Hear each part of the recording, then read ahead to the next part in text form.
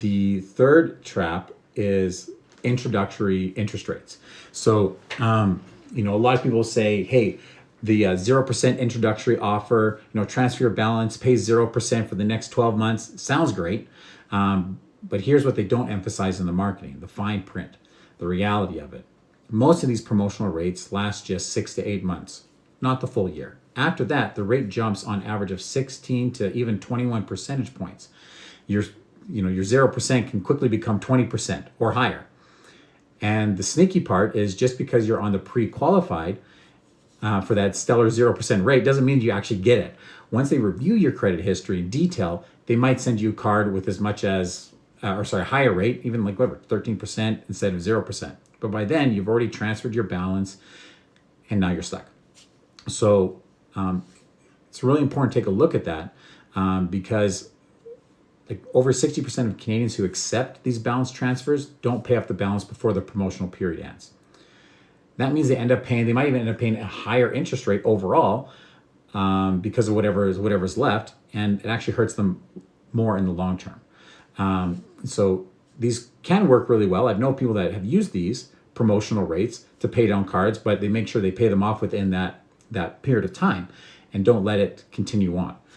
So can work, but you got to be really careful with that. So, one thing to look at is, say you have $8,000 on a card that has 20%, your monthly payment, $200 a month. So you're paying about $130 a month of interest. So you transfer that to 0% card. Your first months, all $200 goes towards principal. So you pay the $1,200, but month 7, say your rates jump up to 22%, which would be higher than your original amount.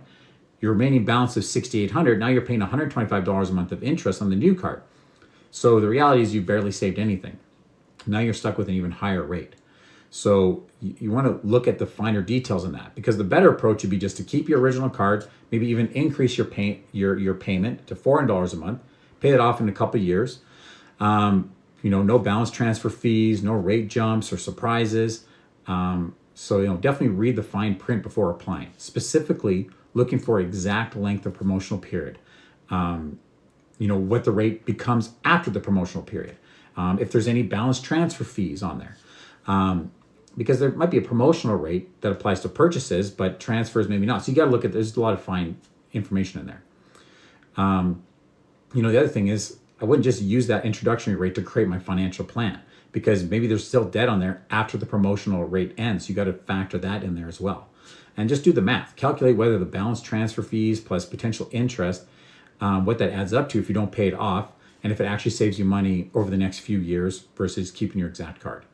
And the biggest thing is hey, never make new purchases on that promotional balance card because the card could apply payments to that promotional first balance, and then now you're paying interest on that as well too. It doesn't separate them. So your zero balance isn't really protected. So the promotional rate isn't a gift, it's a gamble that the credit card usually will win on that one.